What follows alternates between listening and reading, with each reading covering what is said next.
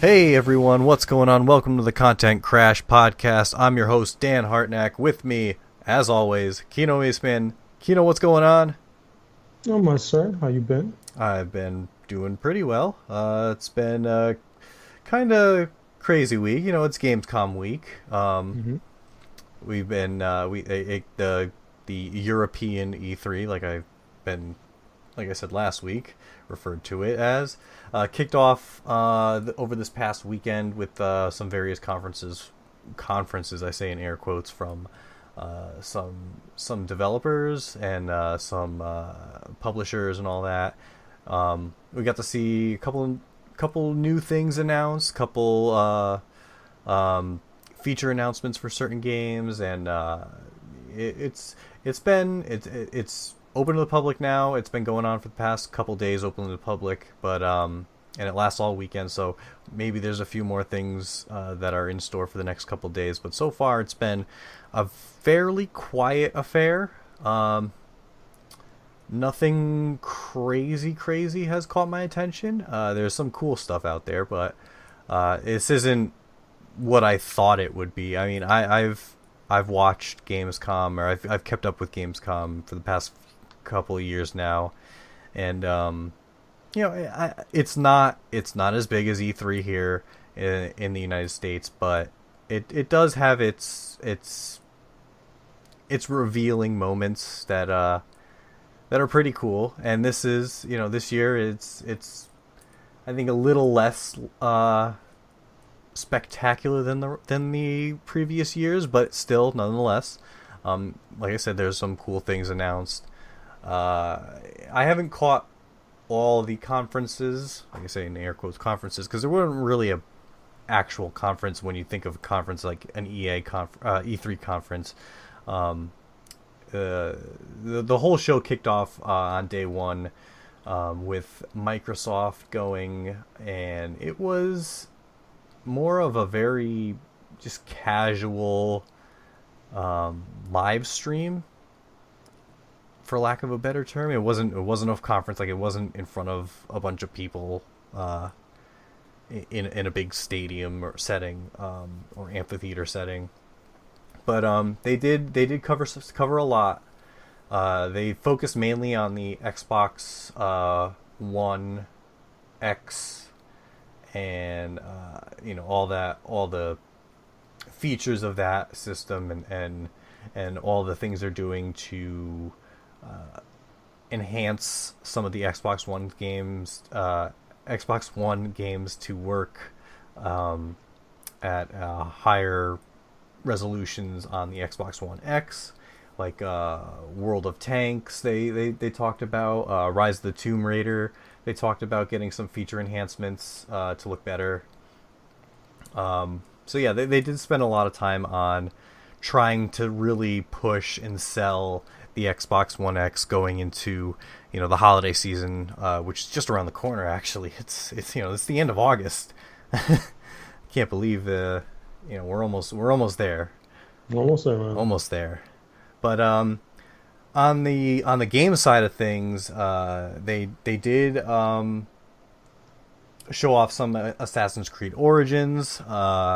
They announced an expanded partnership with Bluehole Inc., which is the Player Unknown's Battlegrounds, which is it's going to be the console exclusive on Xbox One X and Xbox One. They showed off the Record Definitive Edition, which I thought was a bit weird to kind of feature. I didn't think Record did that well. I remember reading the reviews when it came out. I never played it. It did come out for PC Yeah. through the Windows Store, but I remember that when the reviews came out, it wasn't particularly spectacular reviews. It was a pretty solid game, but it got pretty average reviews. So for them to come out with a definitive edition and spend the time that they did on it, showing it off, was kind of weird. Maybe because Gamescom is a European show, it sold better in Europe than it did here. It's Maybe possible. that's quite possible. They showed off some Shadow of War, the Lord of the Rings game, which is just around the corner. And they also showed off a new game coming, Jurassic World Evolution. I watched the trailer for it. It's basically like Roller Coaster Tycoon, but instead of making a theme park, you make a Jurassic Park, which is kind of cool. It is, I believe it's being developed actually by the people who made Roller Coaster Tycoon 3. So yes. So yeah, that's it's an interesting thing. If you have a chance, go check out the trailer for it. It looks fun. But other than that, the last thing they did obviously was one of, how did I forget this? They announced that Relic Entertainment are developing the new Age of Empires game, Age of Empires 4, and also that they're giving a remaster to the other Age of Empires games. They didn't really clarify if it was all the previous Age of Empires games or if it was just the original. I don't know. It was kind of weird. I have to do some more digging on that, but either way, Age of Empires is an awesome series, and I can't wait for the 4th installment. But other than that, they kept it pretty casual, and nothing really crazy from them. Then moving into day 2, we had Blizzard and EA, and Blizzard, they announced a couple small things. They announced a new hero for Heroes of the Storm. You're going to get Kel'Thuzad, who is an awesome character. And they had a little animated short to go with that, which was really, really cool. And then they announced a new map, Junker Town, for Overwatch, which, you know, that's cool. They did a couple show matches in their various games, but not really anything other than that. I believe, you know, they always save their big stuff for BlizzCon, which is coming in November. So, you know, we'll be sure to cover that as well. But yeah, Blizzard is Blizzard, and they're going to do what they want to do. It's true. EA, they focused a lot on FIFA 18. Obviously, it's Europe. Soccer is huge over there. So yeah, they spent a lot of time on FIFA 18, a lot of time on Need for Speed, and they announced the official reveal trailer for The Sims 4 Cats and Dogs, if you're into The Sims. They showed off some Star Wars Battlefront 2, a couple things for Battlefield 1, the new DLC. And finally, they showed off a game called Fee or Fae. It's just spelled Fe. It looks pretty cool. I like the feel of it.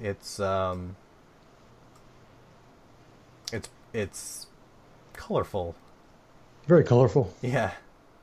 But no, it looked like a cool game. I'm pretty excited for more of that.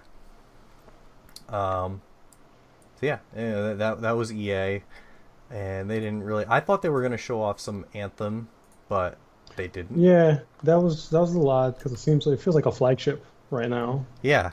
And I thought they'd show clippage or where it's going, maybe a new level.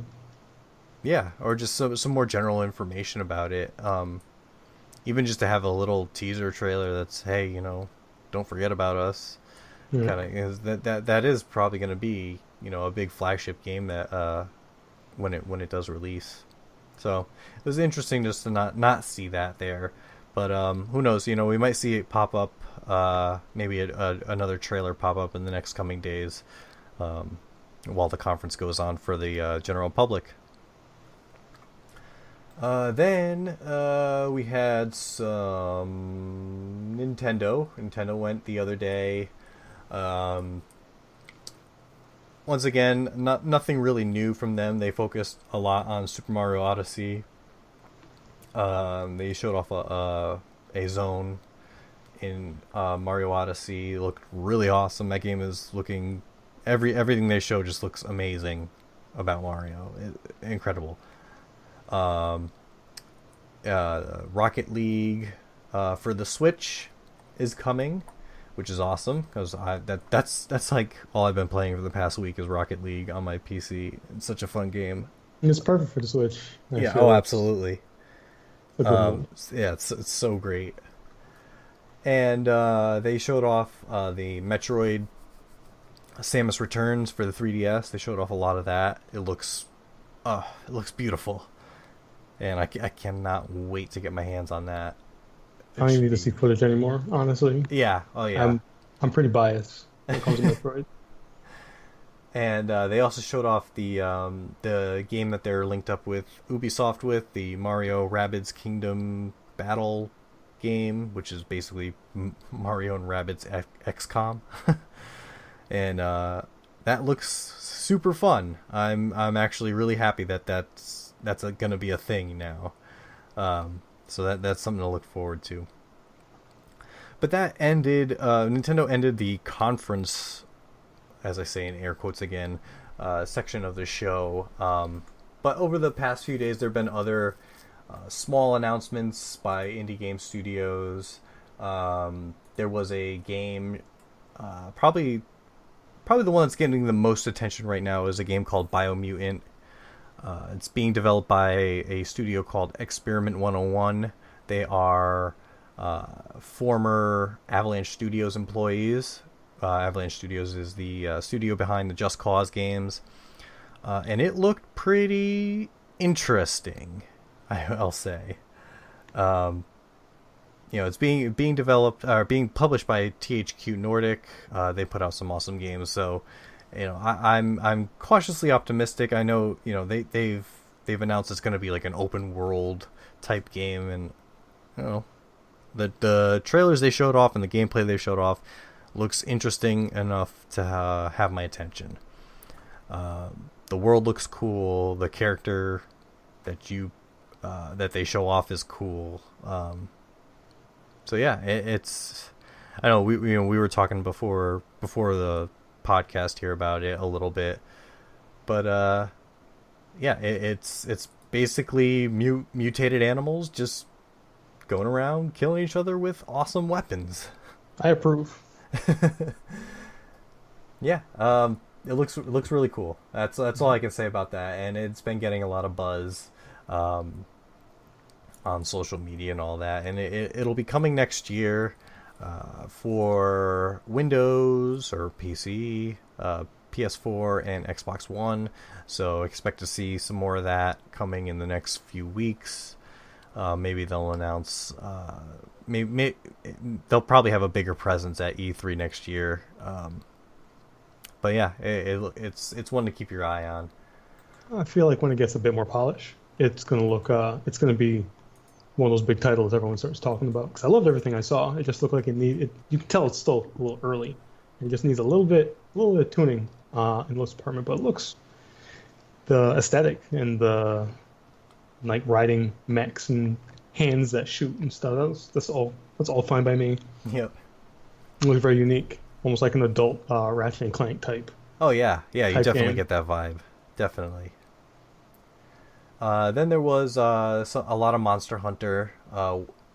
World is they would announce they're getting all free DLC, which is sweet. There's So some great. gameplay shown. It looks awesome. I know you said like you don't need to see anything else. Just give me the game now. Yeah, like I think they're just showing off weapon details, and I like to see how the weapons come along and what's new with weapons and whatnot. But I'm at the point where just let me get my hands on it and I'll do it myself. Yeah. I'm just ready. Yep.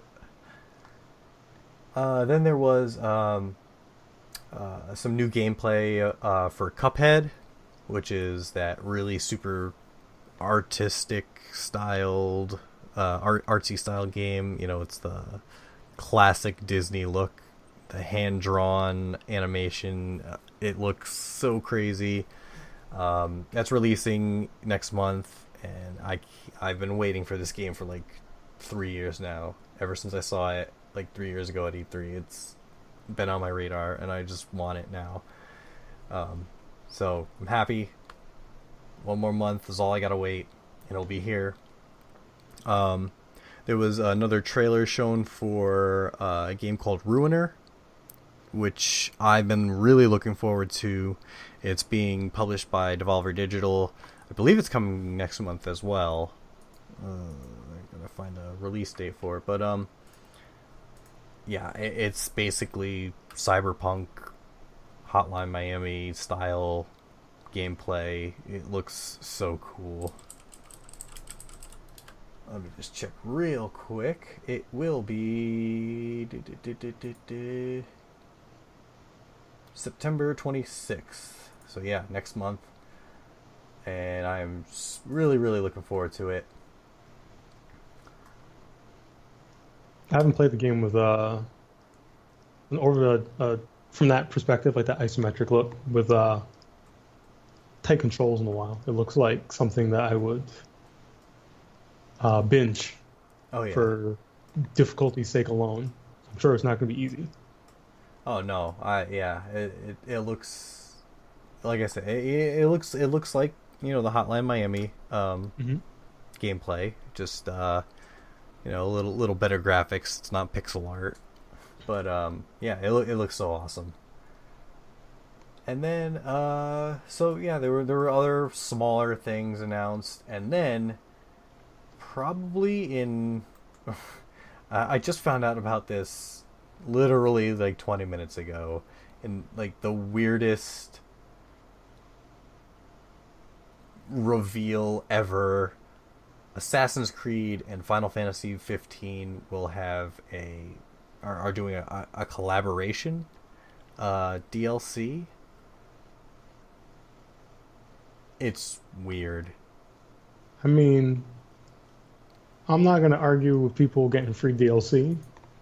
That's No. cool. Yeah, Um, absolutely. Free DLC, like knock yourself out. But it feels like a little oversaturation for me personally for Final Fantasy 15. Is just if you can name something that's tangible, there's probably Final Fantasy 15 on it somewhere. So random Assassin's Creed DLC, a little weird, yes, but free, free is good. Yeah, free is good, but what is this? I don't know. It's very random. Like we said, you know, we watched the trailer, and it was just the weirdest thing. It's out of the blue, out of nowhere. I don't know what to take with this. It's so Watch it be random, good. but Watch it be good. yeah.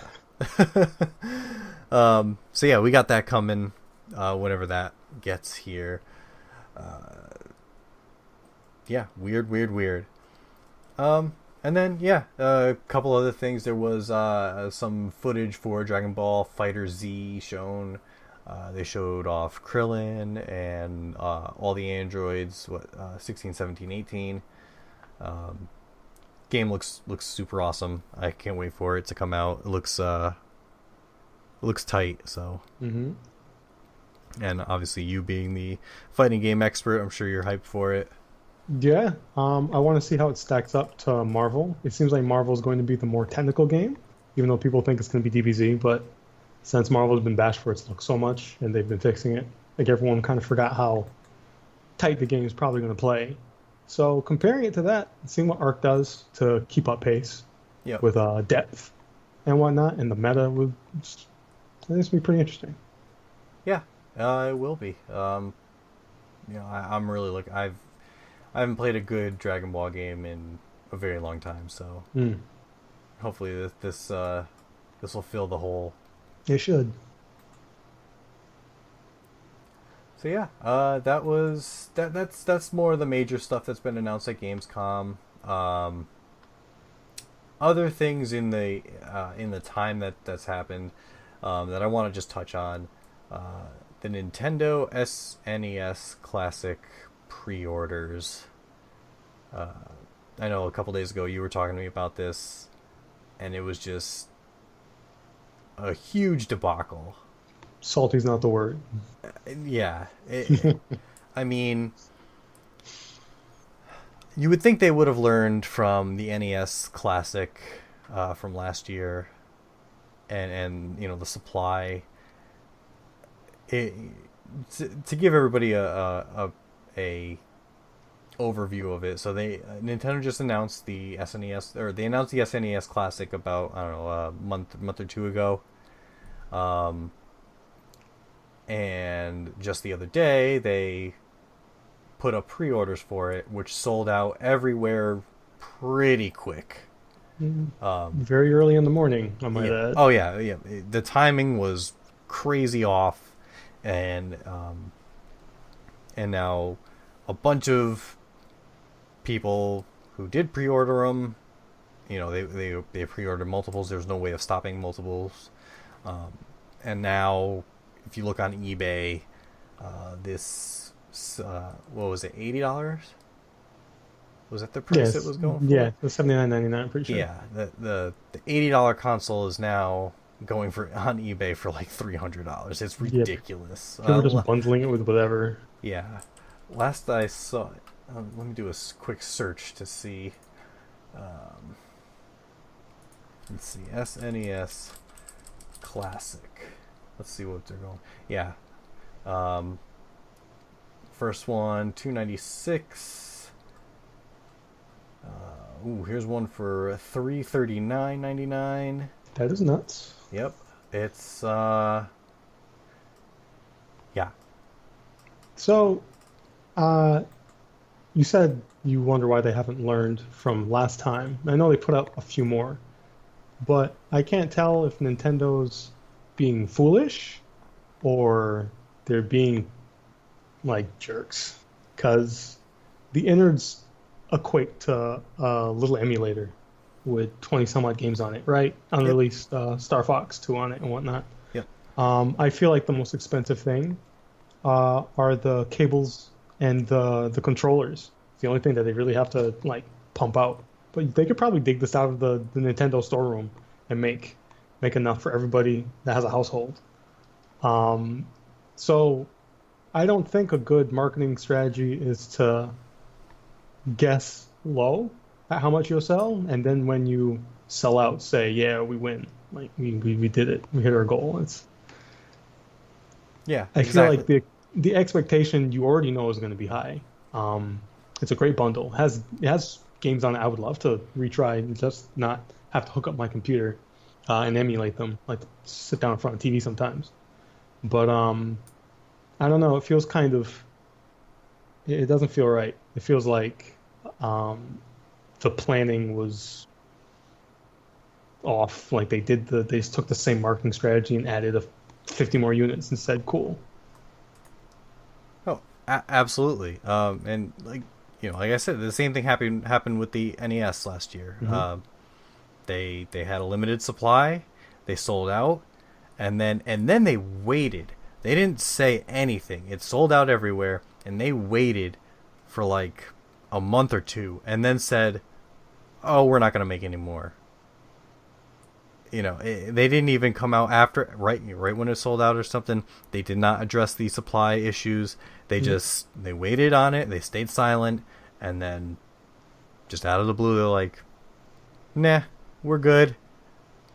We don't want money anymore." So it's a super weird decision from Nintendo. I don't get it. I don't get it either. And like you said, it's just a little, what amounts to a little emulator inside a case that is shaped like an SNES, and like you said, the cables and the controllers are probably the most expensive part of that. So I can't see them being burdened producing more. Yeah.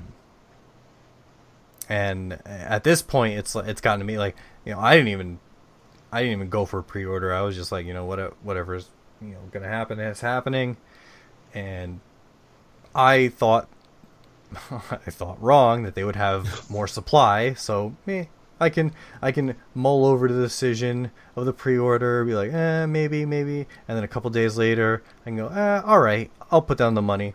No, it was hours and it was just gone. So now I'm like, all right, well, I'm just gonna buy a Raspberry Pi, stick it in an NES, close it up, and have thousands of games instead of just 20, 22, or 21. I had the same Raspberry idea because I've been that salty. Yeah, absolutely. Uh, I have some ideas in my head. I wanna go buy, I'll go down to the Goodwill, get a broken NES, make it nice, maybe paint it, maybe do a cool design on it, stick a Raspberry Pi in there, because that's only like what? How much is a Raspberry Pi going for these days? No, way less than the SNES Classic. Yeah. Load up an emulator on it, buy a couple USB SNES controllers, we're good to go. So, yeah, Nintendo, I don't know what the hell you're doing, but it's baffling. It's bad for image too. Yeah, and they've been killing it lately. Between E3, between this Gamescom, and all the just the games that they've been announcing. Mario and Metroid and all these awesome things that they have in the pipeline for gaming. And then they just drop the ball completely with this again for the second year in a row. Mm-hmm. It's unbelievable. I wish I could be a fly on the wall in their executive team meetings. Oh, me too. Just to see like what their thought on this is. But I guess that's going to be one of life's greatest mysteries. That's right. And the bigger mystery is how they're still going to take my money from Metroid. Yeah. Absolutely. So yeah, Nintendo, fix your PR. Pretty please. Please. We just want to play games. We like your company and your games. We want to give you money. Why won't you let us give you money? I don't know. Anyway, some more things, little things that happened this week. A game called Brink, if you ever remember that game, went free to play on Steam. This game was trashed when it came out. It was one of the I wouldn't say one of the first, but it was an arena shooter, like a hero shooter, I guess, if you will. And yeah, it finally went free to play, and I think it's a little too late to save it, but yeah, released in 2011. Terrible reviews. It was sluggish and buggy, and I don't know. It caused a big deal because it was supposed to be. It was being marketed as a pretty big game by Bethesda, and they kind of dropped the ball on it big time. And now to see it go free to play is just kind of like a slap in the face. One to all the people that actually paid for it. But yeah, that they should have just left it to die, and that's it. But whatever. I'm not making a decision for Bethesda. I feel like I heard about it at one point, and then it kind of disappeared into the ether. Yep, absolutely. And this is the first time I've been hearing about it, like, in that long. But yeah, that's basically what happened. It was announced, the hype got up for it, it was released, and then it just died. But whatever. Ni no Kuni 2.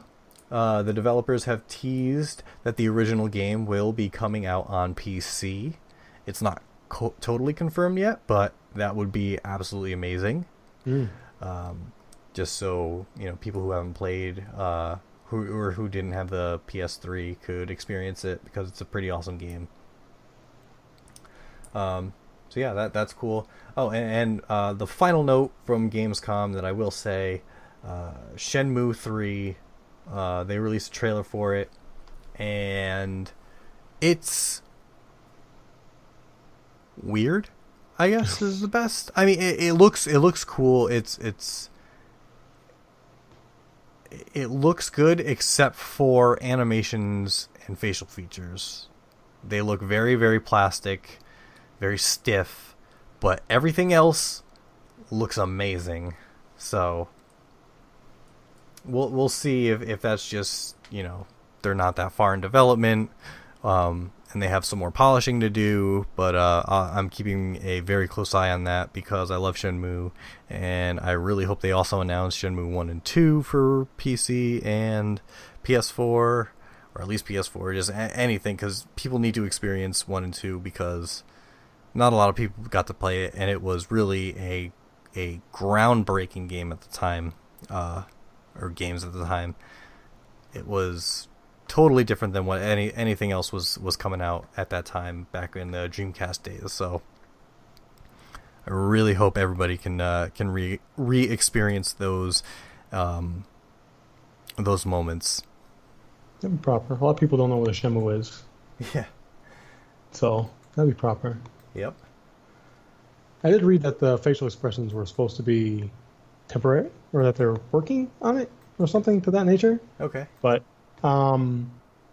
yeah, I would like to see this game blow up. A full release of its back catalog plus a new game would be great.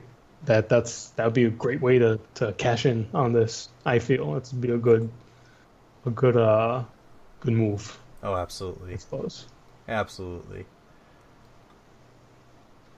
And so that really wraps up Gamescom, and the week of gaming. We still have a couple days left in Gamescom. Maybe somebody has something up their sleeve, but usually not. Usually all the big announcements are announced right before it opens to the public. But we'll see. Who knows? Who knows what's out there in the next couple days?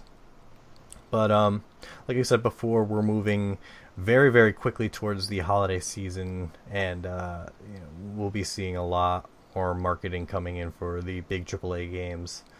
And it's almost time for me to start considering a game of the year list for myself. So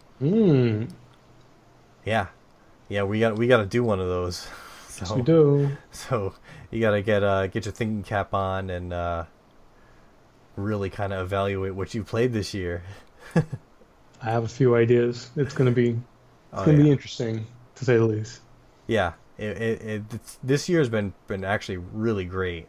Mm-hmm. There's a lot of awesome stuff that's come out this year, and in theory, a lot of awesome stuff that is still to come in the next couple of months. So we'll see. And one last thing I want to mention, the Humble Bundle has announced the Humble Spooky Horror Bundle the other day, and I think it is one of the best bundles in a while that they've had. Just going down the list, you have a Pay What You Want for Dead Age, Dread Out, Keepers of the Dark, and Lakeview Cabin Collection, which is it's not too great, but it's fair. Pay what you want. You can pay, a penny if you want, and you can get all 4 of those games. The pay more than the average, which the average right now, as I'm saying this, is $7.23. You'll get all those games I mentioned before, plus Layers of Fear, Alien Isolation, and Five Nights at Freddy's sister location. The big deal here is Alien Isolation for $7. Yeah, I'm actually on the screen now, like looking at my wallet. So. Yeah, that's amazing. That's an amazing get. And then $10, you'll get all the games mentioned before, plus Dead by Daylight, which is, I haven't played it, but I've heard really good things about it. So yeah, I'll probably actually pay the $10 just to get that. But yeah, the big get here is $7 for Alien Isolation. If you don't have that game, pick it up. It's awesome. So I just wanted to mention that, and I think they don't say that there will be more added, but they usually do. So we'll see. But there's 11 days to go. Go head over to humblebundle.com, check it out, and so that's what I got. You got anything to add, Kino? I think that's it, actually. What have you been playing this week? I got back into Andromeda. Mass Effect Andromeda. I realized I didn't beat it, so I decided to beat it and then give it another playthrough and see where I am with how I feel about the game. That way I can have a defense or an argument. So I've been tooling around with that. Nice. And I'll probably knock out some Steam games when I'm done with that and take a break. As far as I can tell, I'd like to buy Hellblade immediately because that was the game I've been talking about for a while. But right. I've heard it's got good reviews. So yeah, I hear the psychological element was nailed perfectly, even though the game's a little clunky. I wasn't expecting an action game. I wasn't expecting a long trek, but I'd like to see what it finally came down to. So my next game should be Hellblade after I polish up some Andromeda stuff and see where my head is with that game officially. Nice. Yeah, I've the past week I've just been doing Rocket League, StarCraft Remastered. Been getting back into it. Right. And then I've been doing, in my leisure hours, I've been doing Hearthstone because that's my leisure game when I'm bored or like I have a lunch hour at work. I just play Hearthstone. It's awesome. I hear the matches are getting longer. Something that someone told me or I was listening to that there's some of your changes in your new expansion make the game a little. Yeah. The new expansion has shifted the meta to where the decks are more control based instead of aggro. Yeah. Not too much longer. I mean, probably I've been playing a Warlock deck, which is pretty slow. So I probably average 10 minutes a game, which still isn't terrible. But yeah, and they have the new adventure that came out with the expansion, which is it's cool. So yeah, that's all we got for this week. Thank you everyone for checking us out, tuning in and seeing what we have to say about Gamescom. But go check out the Gamescom stuff for yourself. There's been a lot of awesome trailers and games announced. So go to your favorite publication. I'm sure they have their own Gamescom coverage that you can check up on. I'll leave some awesome trailers that I think that really appealed to me in the description. But yeah, thank you for hanging with us at the Content Crash Podcast. You can always find us on iTunes, on YouTube, on Stitcher, on SoundCloud, and probably some other places that I don't know that we're being posted to, but as well as warpzone.com, where I write, and a bunch of other people that write for we got some awesome articles there, awesome reviews. Go check it out, and yeah, thanks for tuning in.